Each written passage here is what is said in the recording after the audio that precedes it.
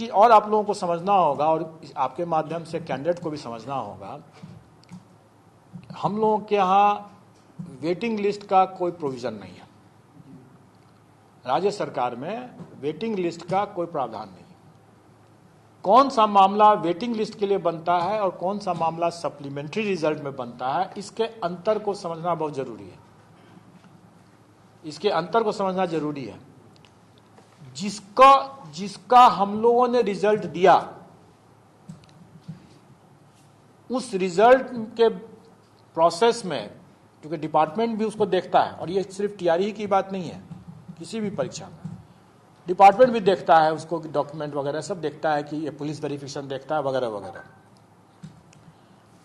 अगर डिपार्टमेंट पाया कि हमारे अनुशंसित कैंडिडेट में कोई त्रुटि है, मतलब वो योग्य नहीं है, तो वो आयोग को वापस भेजता है कि इसमें पुलिस वेरिफिकेशन गलत आ गया, या ये फलाना चीज हो गया, या कोई है जिसके लिए वो योग्य नजर नहीं आते हैं, तो आयोग उनके स्थान पर सप्लीमेंट्री लिस्ट अनुशंसा भेजता है।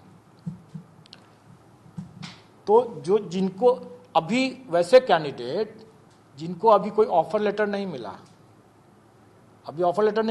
अभी डिपार्टमेंट अपने स्तर से उसकी चेकिंग किया और चेकिंग करके अनुशंसा को वापस किया और हम लोगों ने उसके जगह पर नई अनुशंसा भेजा, तो ये सप्लीमेंट्री रिजल्ट का मामला बना। ठीक है, लेकिन एक बार अगर उस अनुशंसा पर डिपार्टमेंट ओके कर देता है उसको, तब उसको ऑफर दिया जाता है।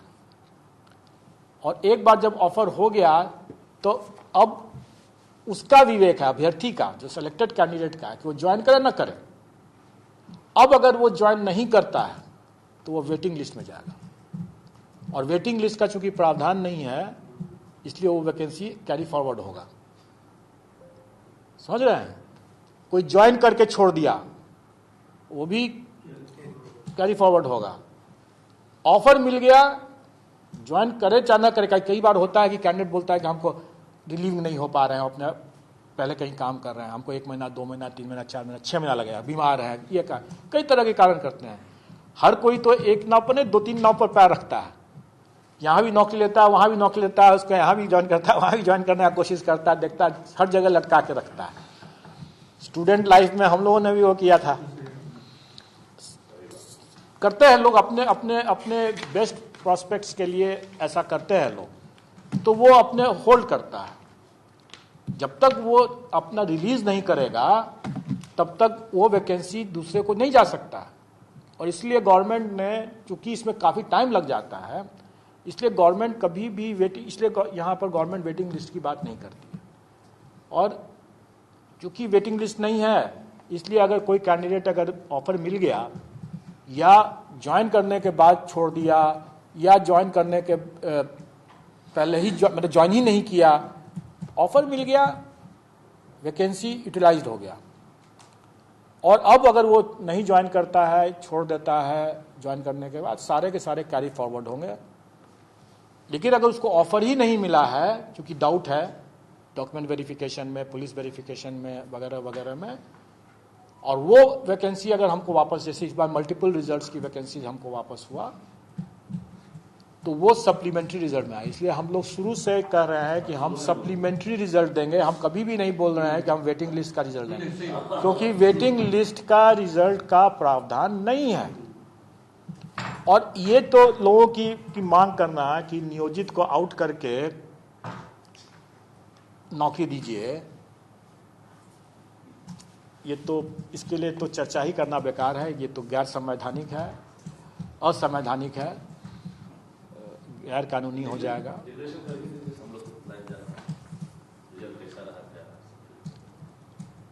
हम लोग रिजल्ट तब निकालेंगे जब हमारा तैयार हो जाएगा। और जैसे मैंने पहले ही बताया कि हमारे पास कई पेंडेंसी है और हमारी ये प्रायोरिटी में नहीं है। टीआरई 1 का सप्लीमेंट्री रिजल्ट निकालना मेरी प्रायोरिटी, टॉप प्रायोरिटी नहीं है। इसलिए नहीं है क्योंकि हमने 1,20,000 से ज़्यादा लोगों का रिजल्ट दे रखा है, और उस दरमियान हमारे 68 के रिजल्ट पेंडिंग थे। अब तो निकल गए वैसे, 68 के रिजल्ट पेंडिंग थे, एपीओ के रिजल्ट पेंडिंग थे, सहायक के रिजल्ट पेंडिंग थे, और अभी भी हमारे AAO के रिजल्ट पेंडिंग है, जो कई समय से, लंबे समय से वेट कर रहे हैं। पहली हमारी प्राथमिकता वो है,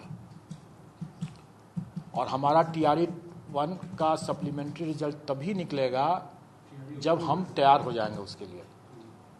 हो सकता है हम कल तैयार हो जाएं, परसों तैयार हो जाएं, हो सकता है हम 1 सप्ताह के बाद तैयार हों। नहीं, हमने तो आपको एक बताया कि TRE 2 के साथ अगर हम करते हैं तो उसके क्या लाभ हैं, लेकिन अगर हम उसके साथ करते हैं तो घाटा में यह है कि आप ही लोग हल्ला करेंगे बाद में कि भाई इन्होंने देरी कर दिया, क्यों, क्या कर रहे हैं वगैरह वगैरह। लेकिन मैं 2 टूक बता रहा हूं कि वो TRE सप्लीमेंट्री रिजल्ट कभी भी प्राथमिक रिजल्ट की तुलना में उतना महत्वपूर्ण नहीं हो सकता है, क्योंकि सप्लीमेंट्री है ना, प्राथमिक रिजल्ट नहीं है वो। प्राइमरी रिजल्ट अगर होता, मेन रिजल्ट अगर होता तो हम उसकी प्राथमिकता दिया, जो कि दिया भी गया। सप्लीमेंट्री रिजल्ट हमारी प्राथमिकता नहीं हो सकती है, वो भी तब जब हमारे पास ढेर सारे दूसरे परीक्षाओं जो लंबे समय से उसकी परीक्षाफल लंबित है, हमारी प्रथम प्राथमिकता वो है।